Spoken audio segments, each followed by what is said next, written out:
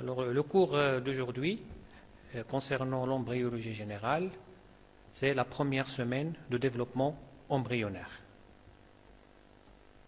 Alors, les objectifs de ce cours est de définir la fécondation, son siège et ses conséquences, définir le stade de morula, décrire le blastocyste, connaître les éléments favorisant la migration tubaire et l'éclosion de l'œuf, et identifier les principales anomalies survenant lors de la première semaine du développement embryonnaire. Alors, les phénomènes qui vont survenir au cours de cette première semaine sont les suivants: la fécondation et la segmentation, la migration tubaire, l'éclosion de l'œuf et le début de l'implantation de l'embryon.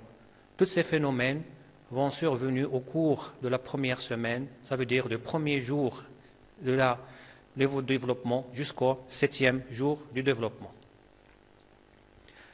Commençons par la fécondation. C'est quoi la fécondation?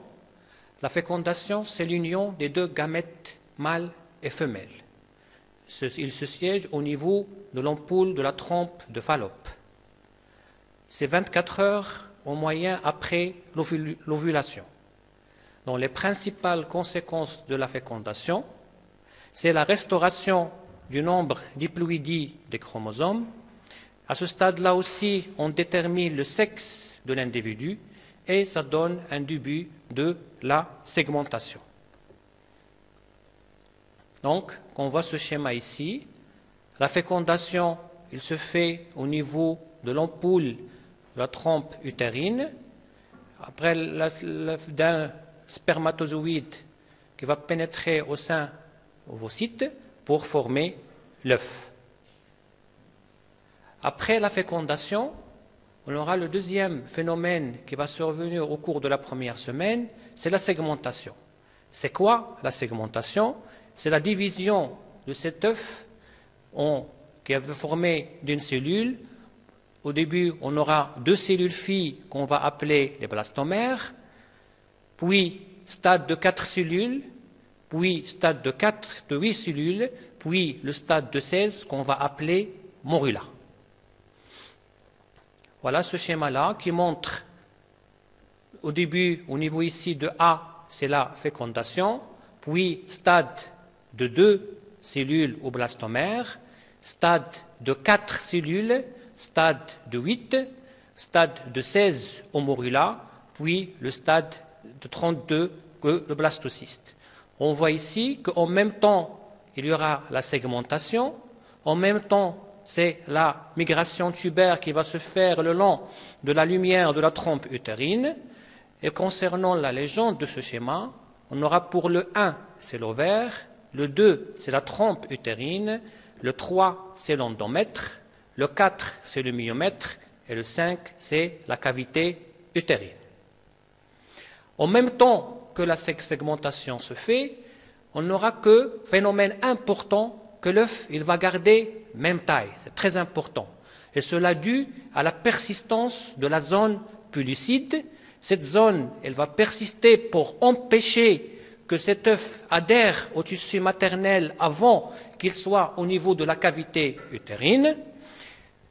Et au fur et à mesure, vu la division qui se continue, ces cellules filles ou les blastomères vont s'aplatir au fur et à mesure, on aura moins d'espace intercellulaire et qu'on aura un phénomène important qui va apparaître, c'est la compaction.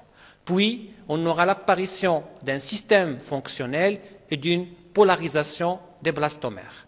Voilà ce schéma-là qui montre, on a ici un liseré bleu, ici c'est la zone pellucide qui persiste tout le long de la segmentation.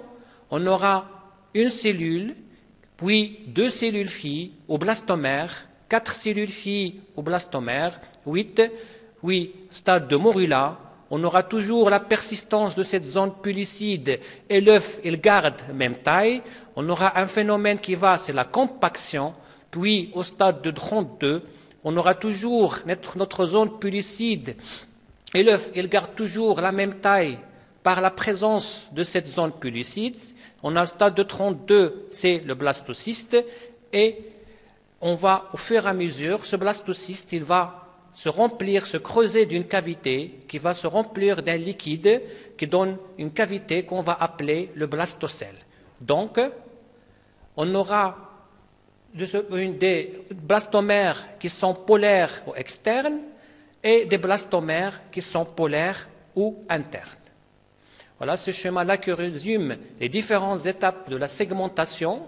On aura, au début, c'est la fécondation, au niveau première cellule, puis deux cellules avec la persistance de la zone pellucide, et l'œuf il va garder la même taille.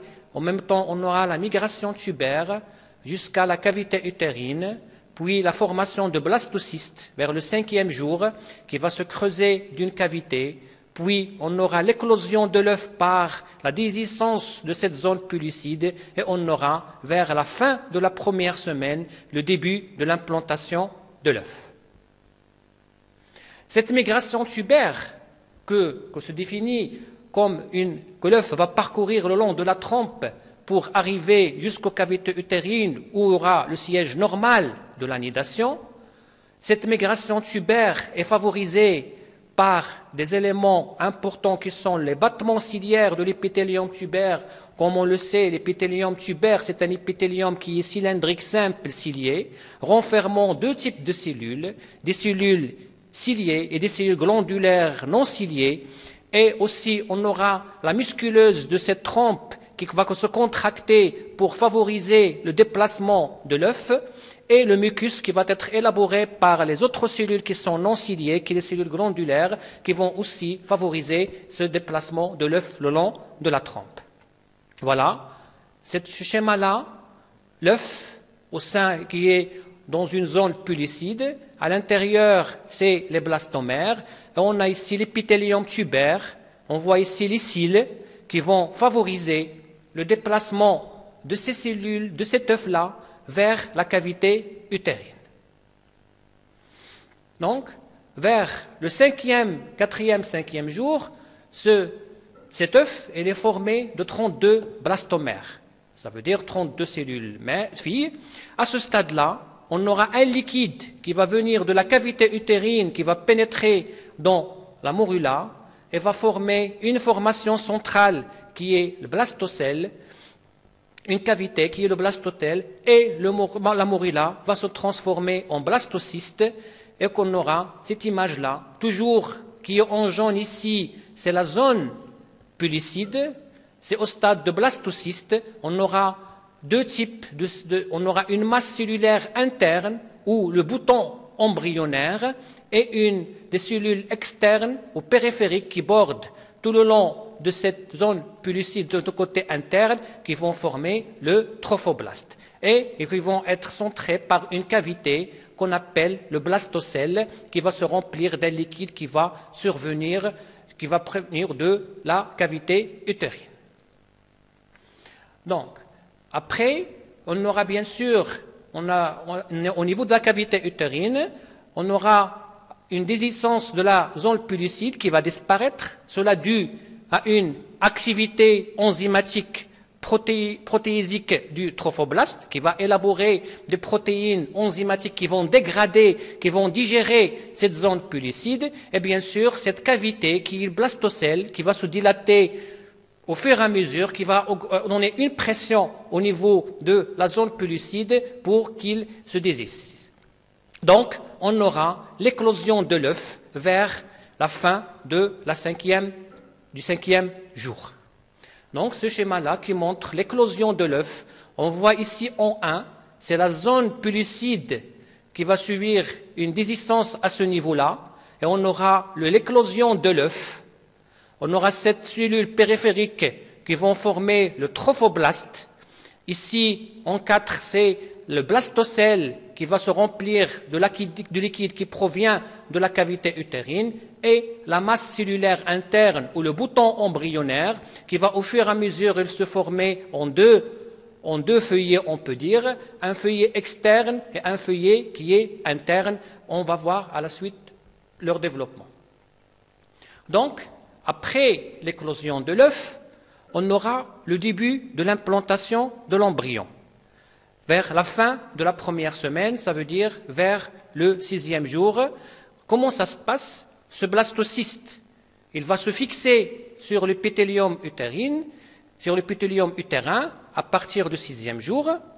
Les cellules trophoblastiques du pôle embryonnaire vont proliférer pour donner une masse syncytiale. Donc, c'est le début de la formation de syncytiotrophoblastes. Ça veut dire notre trophoblaste qui va se diviser en deux, syncytiotrophoblast et cytotrophoblast. Et ce syncytiotrophoblaste va envoyer des prolongements digitiformes vers l'épithélium utérin, marquant notre début de l'implantation. Voilà notre 6e jour. Le blastocyste, il est si libéré de sa zone pellicide. On aura deux zones, une zone périphérique qu'on appelle le trophoblaste, une masse cellulaire interne ou le bouton embryonnaire et le blastocèle. Donc, qu'est-ce qui se passe au début de l'implantation? On a une prolifération de trophoblastes au niveau du pôle embryonnaire qui va donner le syncytiotrophoblast qu'on voit ici en rose et qui va envoyer des prolongements digitiformes vers l'épithélium utérin et qui va éroser cet épithélium, et c'est que ça commence ici, le début de l'implantation de l'œuf au niveau de la muqueuse utérine. Ça se fait vers la fin de la première semaine, vers le 7e jour de développement embryonnaire. Donc, vers la fin de la première semaine, on aura une masse cellulaire interne ou le bouton embryonnaire qui va être formé de deux assises cellulaires, une cubique appelée hypoblaste ou ontoblaste et une couche cellulaire prismatique formant l'hypoblaste ou l'ectoblaste vers la fin de la première semaine. Cette première semaine de développement, il peut avoir des anomalies qui peuvent survenir à ce moment-là. Première anomalie qui peut survenir, c'est la mort de l'œuf fécondé. Il se voit dans 50% de l'œuf fécondé et ne s'implante pas. Là, c'est une 50%, ça veut dire la moitié, même si on aura une fécondation, ça veut dire qu'on aura une grossesse évolutive ou on aura une implantation. Parmi les causes que cet œuf fécondé va mourir, c'est d'abord le défaut de maturation de l'endomètre, qui est un élément clé. Bien sûr, il doit que l'endomètre soit prêt à accueillir cet œuf fécondé, et cela, bien sûr, ce phénomène hormonal, le phénomène qui intervient, que cet endomètre soit prêt à accueillir cet œuf-là. Et parfois, on aura le problème, il provient de l'œuf, c'est pas de l'endomètre, c'est pas du corps maternel. On aura un caractère défectueux sur le plan génétique, ça veut dire qu'on aura une fécondation anormale qui est incompatible avec le développement et qui va mourir parce qu'il est défectueux sur le plan génétique. Aussi, parmi les anomalies qui peuvent se produire au cours de la première semaine de développement, c'est les aberrations chromosomiques. Vous connaissez les aberrations chromosomiques? On peut avoir deux types d'aberrations chromosomiques, soit des modifications de nombre, soit des modifications de structure.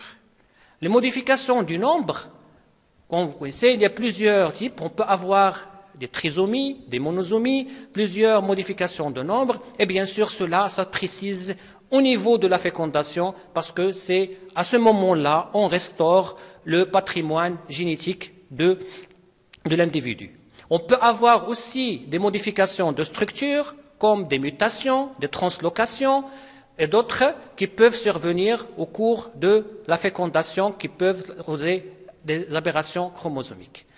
On peut avoir aussi, ça ce qui est normalement qu'on va plus profondément au cours de la deuxième semaine de développement, c'est les implantations ectopiques. Qu'est-ce que ça veut dire implantation ectopique? Ça veut dire qu'on aura une implantation en dehors de la partie normale, physiologique de l'implantation qui est la cavité utérine. Il peut avoir une implantation extra-utérine au niveau ovarien, au niveau abdominal. On peut avoir une implantation à l'intérieur de l'utérus, mais plus profondément. On peut avoir une implantation au niveau de la trompe ou une implantation au niveau du col utérin.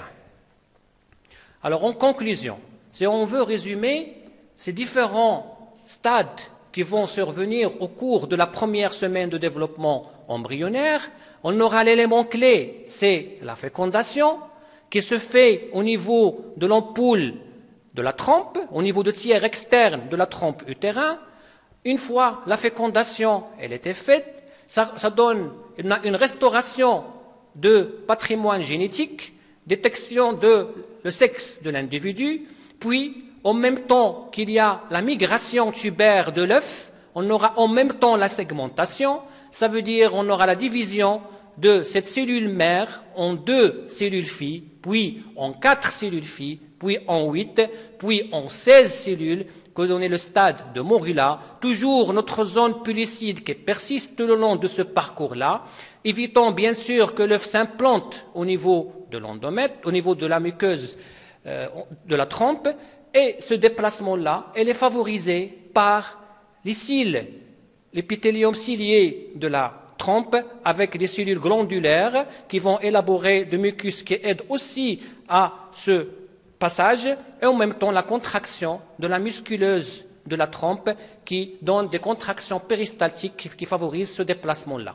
À partir du stade de Morilla, on aura après le stade de blastocyste, maintenant l'œuf il est dans la cavité utérine, il va se libérer de la zone pellicide, ce qui est c'est l'éclosion de l'œuf, au stade de blastocyste, ça veut dire au stade de 32 blastomères. À ce stade-là, on a une partie périphérique de cellules qu'on appelle le trophoblaste et une masse cellulaire interne ou bouton embryonnaire et une cavité centrale qui est le blastocèle.